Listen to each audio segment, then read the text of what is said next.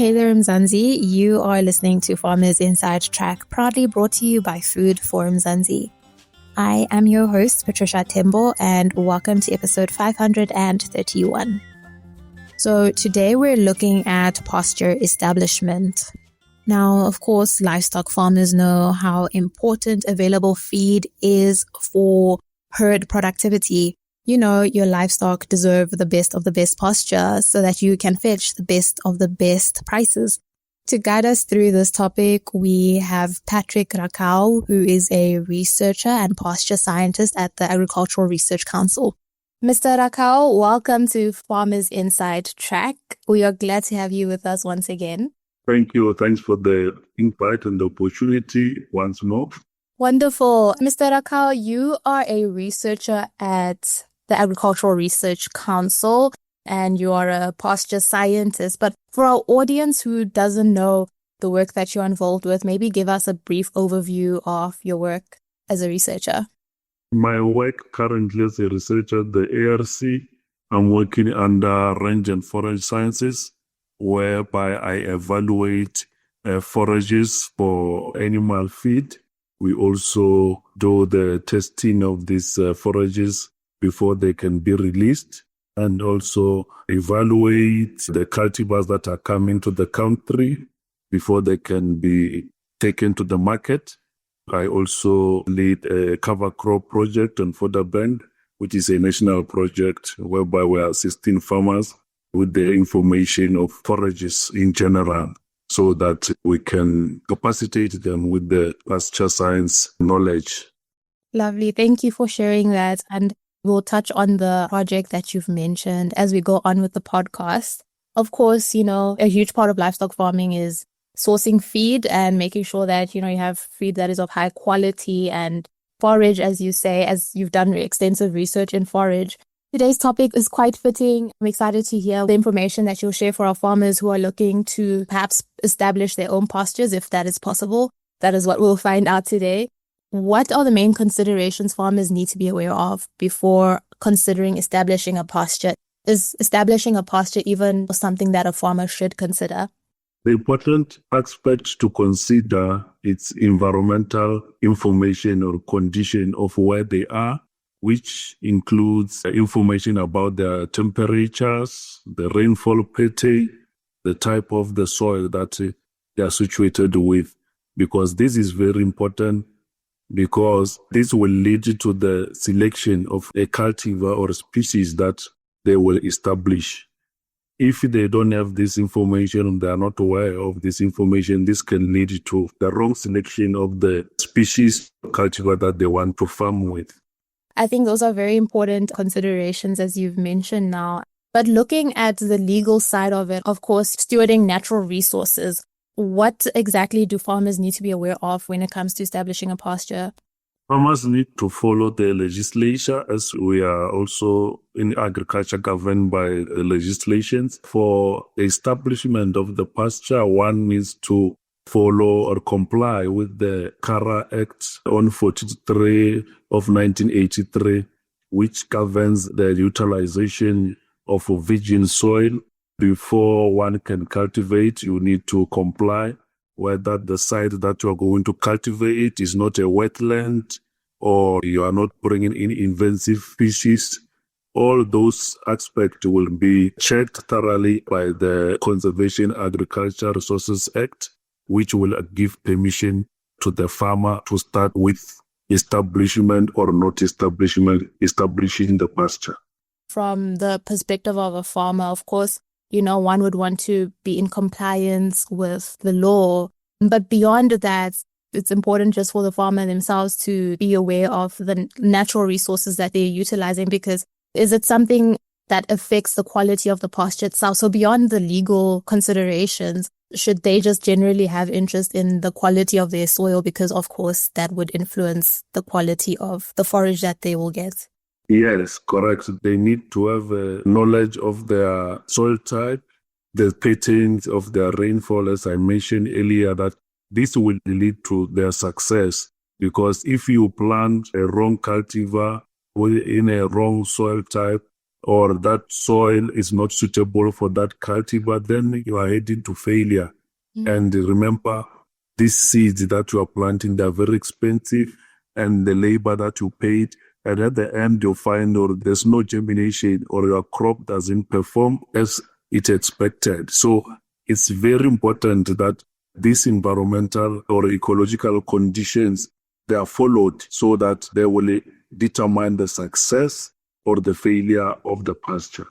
Going more into the seeds, when establishing the seed bed for the pasture, how does a farmer go about preparing the land? Example, now they have figured out the legal considerations. They've complied, they're in compliance, they've met the Car Act 43 of 1983. So all of that is in order, and now it's time to actually establish the seed bed. How do they go about that? The first step is to cultivate your soil. We mean tending your soil, and make sure that the seedbed is weed-free, because weed will jeopardize or can affect the quality of your forage and also take out the nutrients from the soil when they compete with the cash crop or the crop that you are planting. So it's important that the method that a farmer use will eliminate the chances of weeds being competing with the seed that will be planted. So you will be using a tractor. You can either use a disc plower to turn the soil, and then or a rotavator, and then followed by a reaper, and then you roll the soil so that you make it compact so that the seed is not buried at the time you are going to plant it. Because if your soil is too loose, then you can end up burying the soil, and emergency or germination process will not occur, or maybe it can be delayed because there's a lot of soil on top of your seed. So to avoid that, before you plant, you roll your soil using a roller, make it a little bit compact so that the seeds is not buried. So that will make it easy for that seed to emerge earlier before the weeds can come. We know weeds are found to farmers and to us as researchers. We're trying our best to make sure that we control these weeds, either using biological method and also chemicals. But naturally, the soil doesn't want to be naked. So once you prepare the seed bed, that means you make it naked. And then wheat will start to emerge, because that's how God created the earth. The earth needs to be covered. So it's one of the challenges that we will have going forward, but we must manage them that they don't affect the potential performance of our planted crop or our cash crops. Where would a farmer source seeds that are, I suppose, the correct quality or the right seeds, so that they are ensuring that they're also establishing a seed bed that will be resistant to most weed species? I think that's something you'll probably go into later. But in terms of sourcing seeds, how can a farmer ensure that they're getting the best quality? There are certified companies that are regulated by SANSU in the country, where they are selling certified seed. We talk about certified seed because those seeds were tested and they were coated, and the germination percentage is even given, even the purity of the seeds.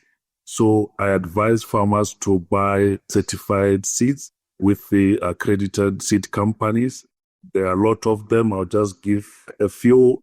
It's not like I'm advertising them, but that's the reality. We have Agricole, we have Capstone Seeds, we have Baramberg, we have DLF, we have McDonald's Seeds. The list is endless. Just those are the ones we are working with them as the ARC. As I mentioned, that I evaluate their cultivars before they can be released. So it's part of our mandate as the ARC that every forage that comes to the country or produced within the country is tested, and the information is made available to the public so that they know what they are buying. Together with the SANSU, as we are a member of the SANSU, which is a seed organization for all seeds in the country, adult forages, horticultural seeds, any type of seed that you can think of is regulated by SANSU.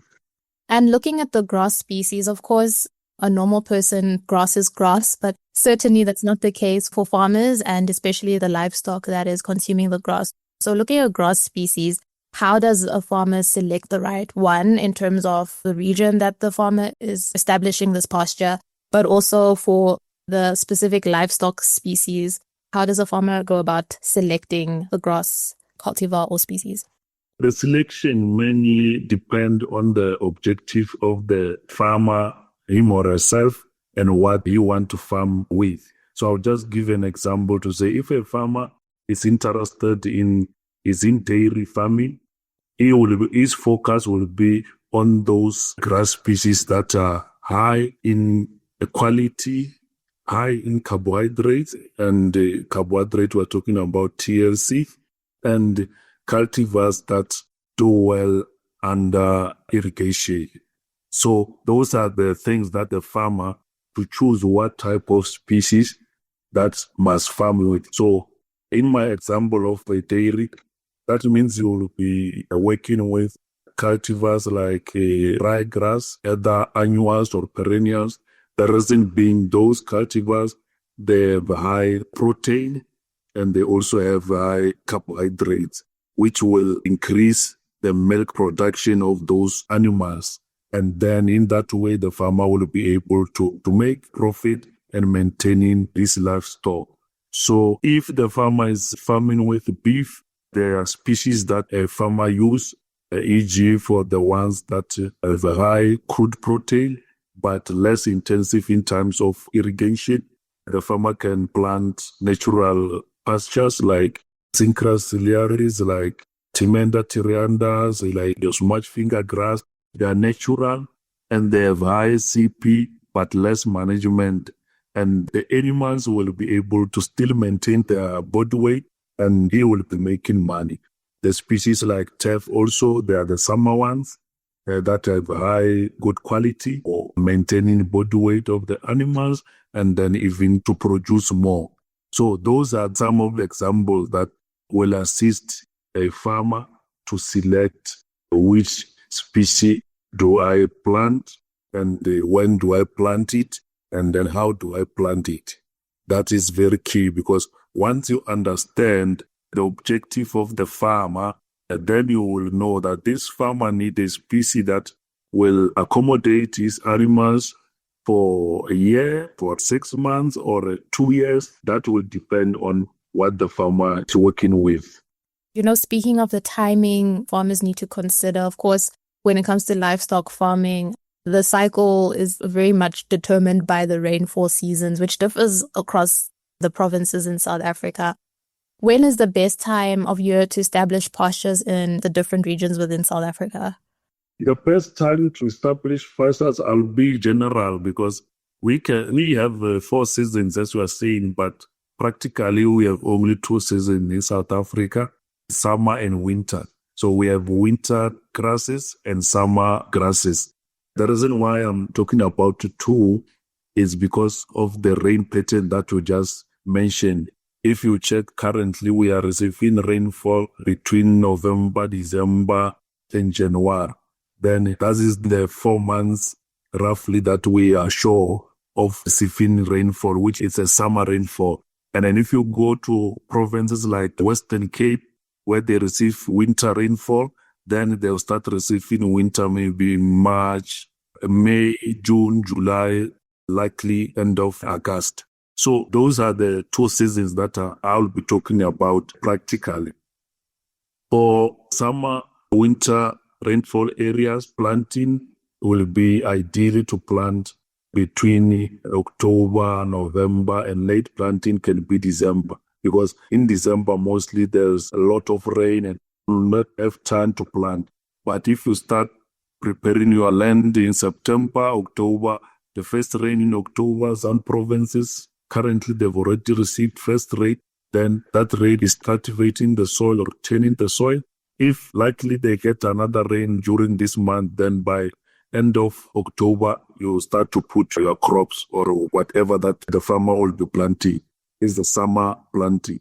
And for winter planting, mostly in Western Cape, the coastal areas, that's where they mostly receive this winter rainfall. Then March, it's the ideal time to plant planted pastures. I will give example with KZN because I have trials there in KZN in Sitara, whereby we're testing these winter grasses. We plant them in March and then start harvesting them May. So March is the ideal under winter rainfall areas, and then October up until December is ideally for summer rainfall areas. I know some farmers want to plant early, thinking that they can have quick cash and stuff like that. But the problem is that you put your seed that is expensive early in September and there's no enough moisture in the soil, then that seed will not germinate. Eventually, due to high temperatures, then the seed get burned and you lose money. So to minimize the loss, we need to have enough moisture in the soil so that the seeds can germinate, which is very important because without moisture, you can buy 100 times expensive seeds with good high quality, but it will never germinate. So soil moisture is an important consideration before planting. So that's something a farmer would have to determine before they start establishing their seed bed. Is that correct? Very correct. That's when I'll also give an example with the cover crop project that I'm leading currently for the whole country. We are trying to conserve that moisture through cover cropping. After the farmers have harvested their cash crop, then they must not leave their soil naked. Because once you leave your soil naked, the moisture evaporates, carbon evaporates, and there's no moisture left. But if the soil is covered, the moisture will not be lost as compared to the one that is naked. It's a typical example that I can give. When it's hot and then you don't wear anything on your side, you get burned. Some people wear sunscreen just to protect the skin, and some wear the hat. But if you don't wear anything, then the heat directly will burn your face, your body. And when compared to a person who wears hat and sunscreen and clothes, then the person will not be burned. So the same thing happens to the soil, whereby if it's not covered, the heat will hit the ground, evaporation of the moisture, the loss of carbon, and then that soil will be dry compared to the soil that is covered. It does sound like having naked soil is generally bad practice as a farmer, it leading to soil degradation. It goes beyond establishing the pasture itself as well. And looking at, pests and diseases, the farmer has now successfully established the seed bed.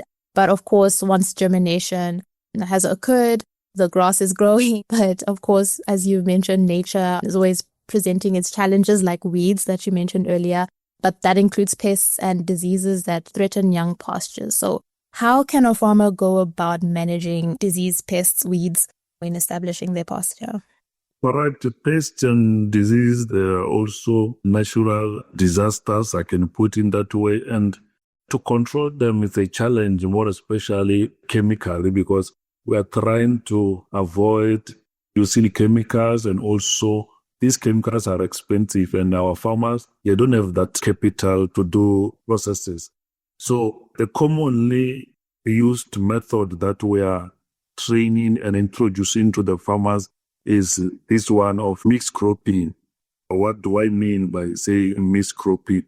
Not to mixed cropping or crop rotation, because if you plant maize year in, year out, you are building diseases for that crop in the soil and also around the environment. So it's important that if you planted maize this season or this year, next year you must rotate it with something else, maybe sunflower or maybe potatoes or maybe different species.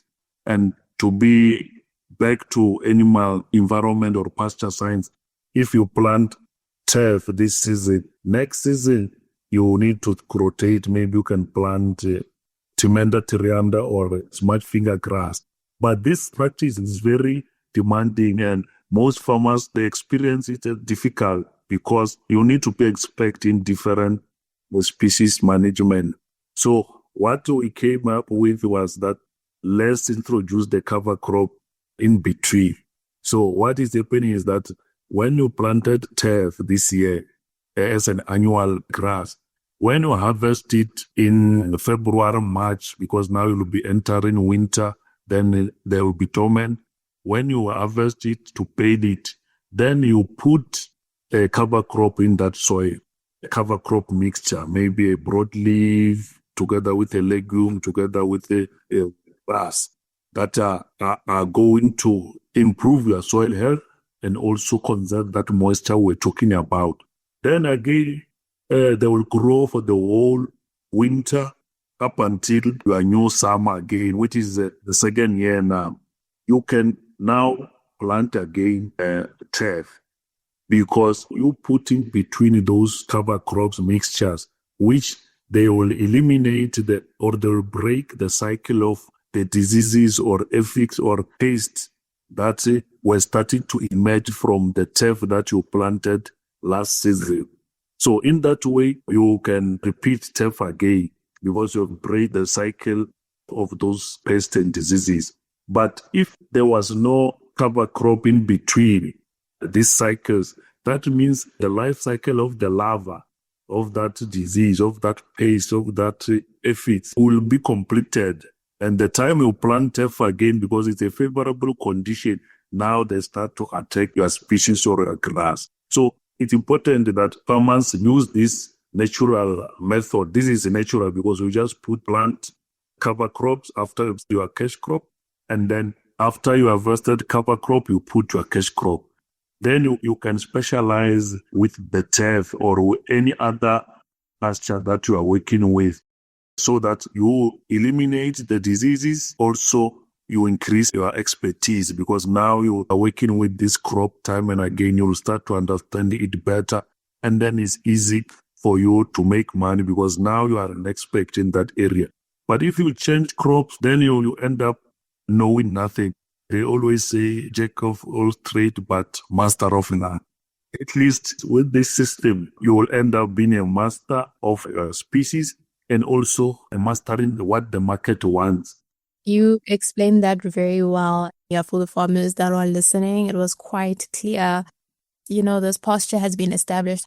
How can a farmer know that it's ready to be grazed? This differs to species, but I'll give a general experience because I've worked with different species, more especially in this field. Usually it takes 2 months. It can sound long, but it's easy for that particular species when the animals going to graze or when you are going to cut it. Because in 2 months, we want the roots to be fully developed into the soil so that the turf, now I'm no longer referring to the grass.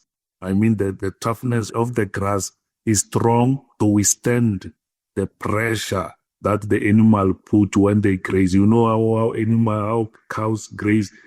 They hold the grass and then tie their tongues around and pull. So if the grass or the species is still young, is not well developed, then you graze it earlier. Then it can be taken uprooted, which now it's a loss. So to be safe, we start with 2 months, full 2 months before grazing. Then after first grazing, then you can rest your crop, your pastures in an interval of 6 weeks.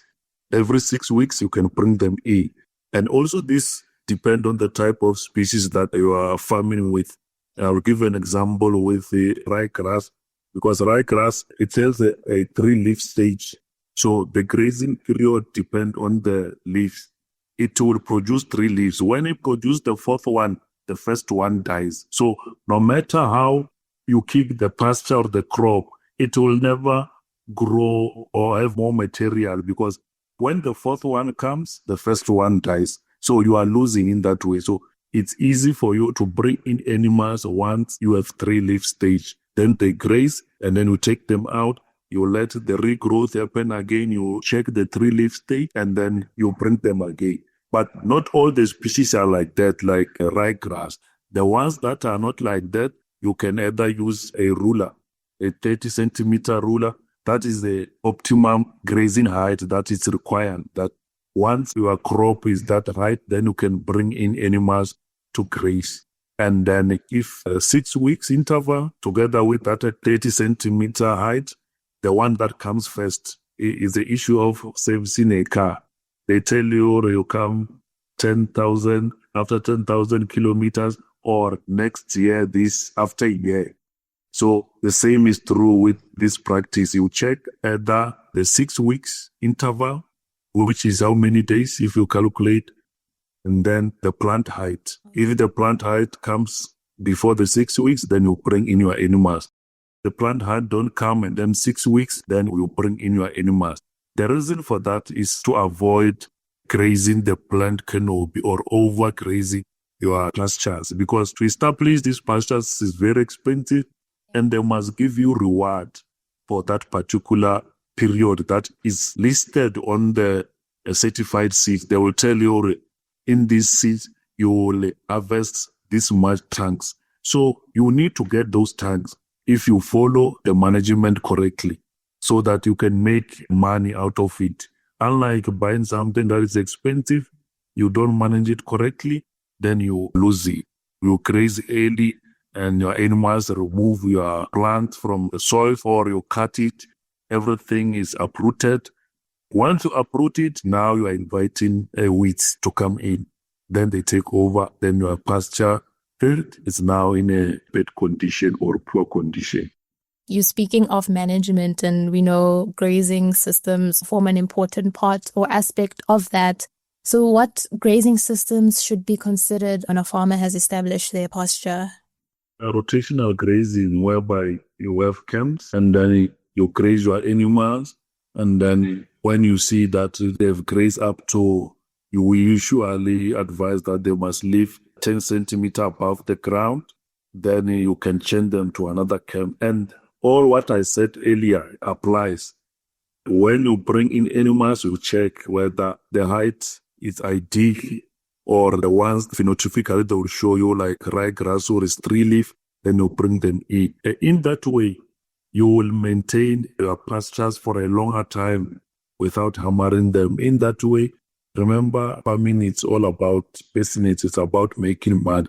Everything that you put in, you need to get the outcomes that benefit you as a farmer. So rotational grazing is a way to go, and it has proven right.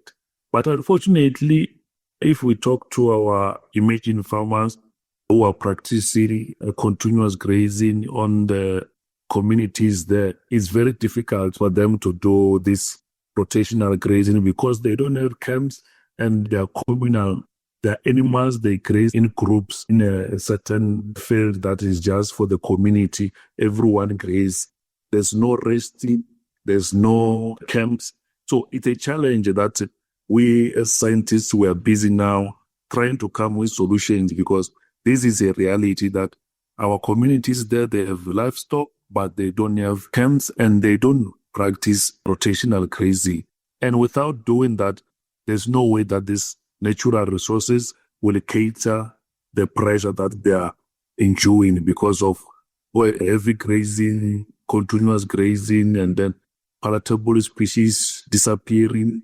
Now it's only unpalatable. So that's why the Department of Agriculture National funded the project that I'm leading now, where we are busy with further bank production in those communities, in those research stations all over the country. And we are also going to go to the farmers that are farming with the livestock so that we can train them.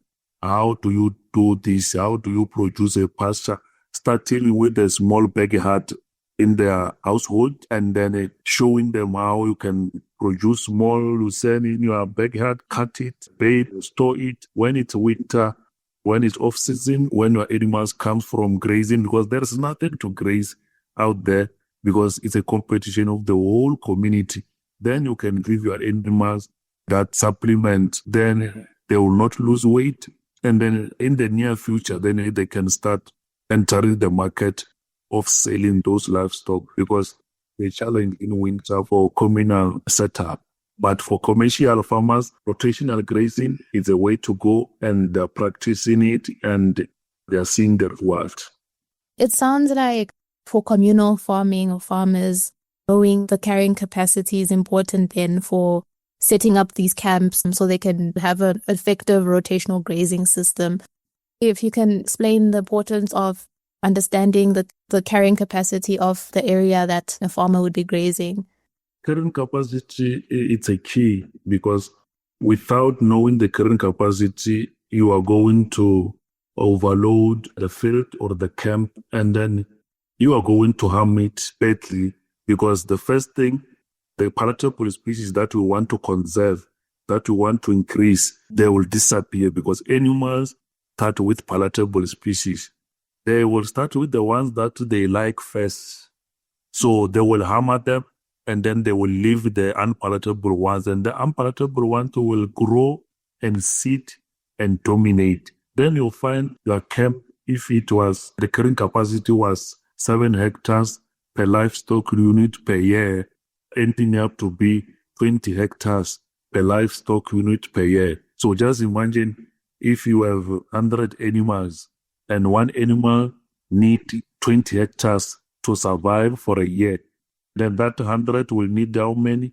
20 times 100 is 20,000 hectares for a year. Where will you get it? In the community, maybe the grazing site that you have is not even more than 20 hectares. So you see now it's unpractical. So it's important that I know the department has this carrying capacity on the map. They determine on the South African map to say, if you are this region, the carrying capacity is this much. But those research was done a long time ago, and things are no longer the same as during those times they were recording that information. So now we're experiencing low rainfalls and then high temperatures. So that means that what was happening before, now it's even worse. If the information says in Limpopo, side of Polokwane, you can 10 hectares for livestock. Now I'm telling you, you'll find one livestock will need 50 hectares to survive for a year. And also the issue of people occupy agricultural land with the development and that development or whatever. That grazing land is deteriorating. It's been reduced in numbers and also in the quality because of lack of management. So I know there is a project with my colleague working with other rangeland, because we're under the same division, whereby they're trying to come with using trees as supplement for livestock, because the natural vegetation, which is rangeland, they're deteriorating. They've been harmed, they've been a challenge. And one thing is this one of continuous grazing that is happening in our communal setup. So it's a problem that cannot be solved by one sector. We need everyone to come on board so that we can help each other, even the rural leadership, the chiefs, and the donors in the rural area, so that they understand when the station officers come, when the scientists come to say, let's have camps, they understand these camps is for their own benefit. They don't go and steal those fenced or destroy, because research has shown we're trying to bring in camps, and then theft is one of the challenges. The next thing is that people, they don't feel involved. That's why they attack these initiatives. But we cannot sit back. What we'll do now is to introduce these systems to the communities and get their buy-in so that we work together. I think I will be able to address some of these challenges that we're facing currently. Mr. Rakau, and you've worked with many farmers as a scientist, as a researcher, and I'm sure you've seen mistakes that farmers have made. So for the farmers who are listening now, what are some of the most common mistakes that you've seen, and how can those mistakes be avoided when establishing and managing a pasture? The first mistake I saw is that farmers don't know their soils. They don't know whether in my farm it's a clay soil, loam soil, it's just a simple soil science 101 to say, in my farm, I'm dealing with sand soil, and sand soil cannot hold water. Then in that way, it will help you to know the species that you must work with. That's number one. And they don't understand the different cultivars and their abilities. You'll find a farmer buying a summer crop or a summer forage or species and plant it in winter. even if it will germinate, but with lower temperatures, it will not. They also don't understand, if they planted, they don't understand the grazing systems or grazing management. When will I graze this? How do I graze it? And then how long must I graze it? And the list goes on.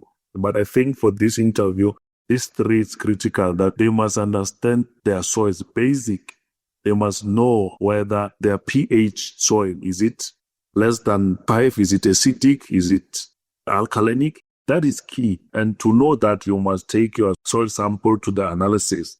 And ARC is providing that, and some of the department. And we encourage farmers to say, whatever that you are doing when you want to plant pastures, and even in a rangeland, take soil samples so that we understand what is your soil lacking and how can we improve that. Because soil is like our stomach, because if your stomach cannot digest whatever that you are eating, then the body will never absorb and you will not grow. You will end up sick and end up dying. The same thing with the soil.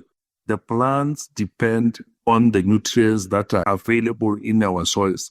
So if in the soils there is acidic and the plant cannot take acidic environment condition, that plant will not survive.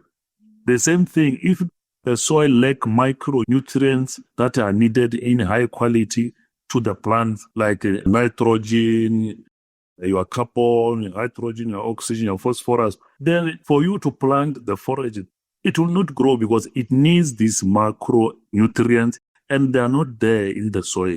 But for you to know this, you need to have a result from soil analysis.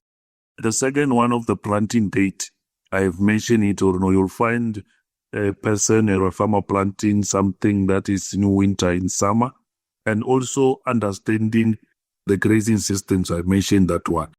So these three are very critical because we don't want to overload the farmers with information. The simplest information for them to digest is to know their soil properties. How do you know that? You take your soil to the lab. ARC provide those services. ARC is all over.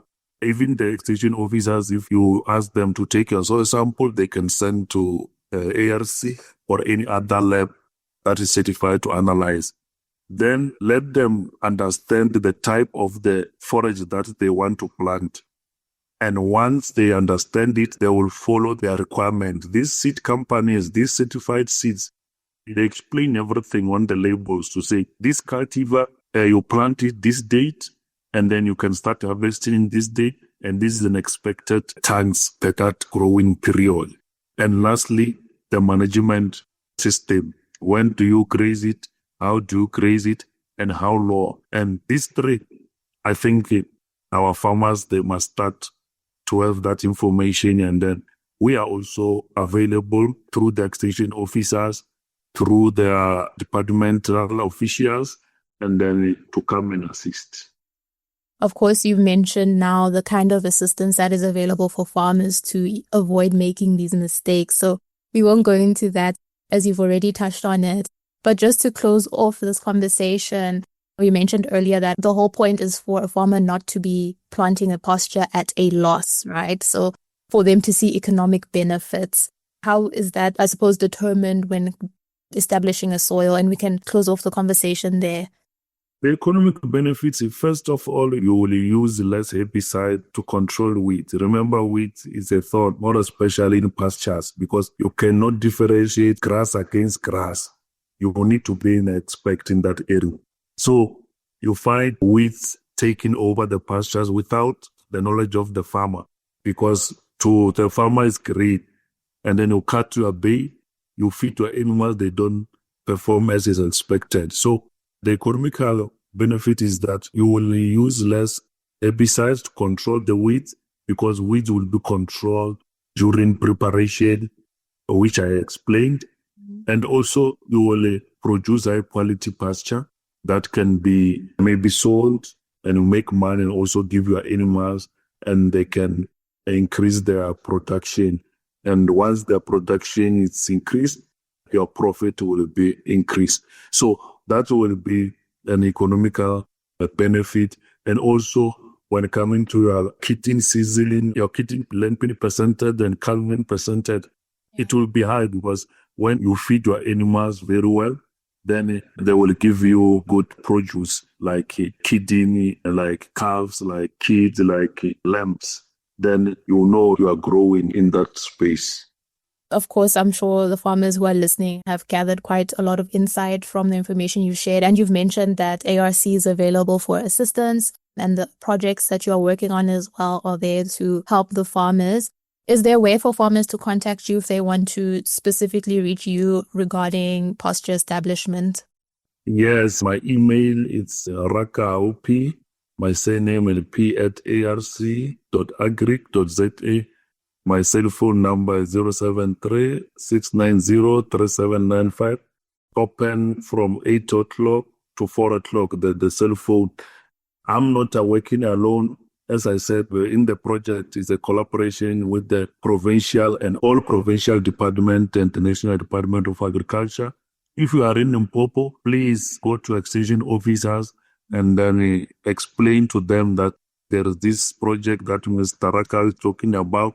They know about it, then they will tell you the right procedure to follow. If you are in KZN, Mpumalanga, we have introduced this project to all the provinces. It's running and you will get all the information that you need. But I'm open to assist where I can. Those are my contact details. Only for the farmers. Anything else, I'm not going to entertain. Only the farmers who need help with pasture-related information. Thank you so much to Patrick Rakau, who is a researcher and pasture scientist at the Agricultural Research Council. For more information on this topic, you can visit www.foodformzansi.co.za. And that brings us to the end of this episode. Remember to subscribe to our podcast on your favorite platform. From me, Patricia Timbo, our technical producer, Megan van der Vent, and the rest of #team Food for Mzansi, thank you for listening.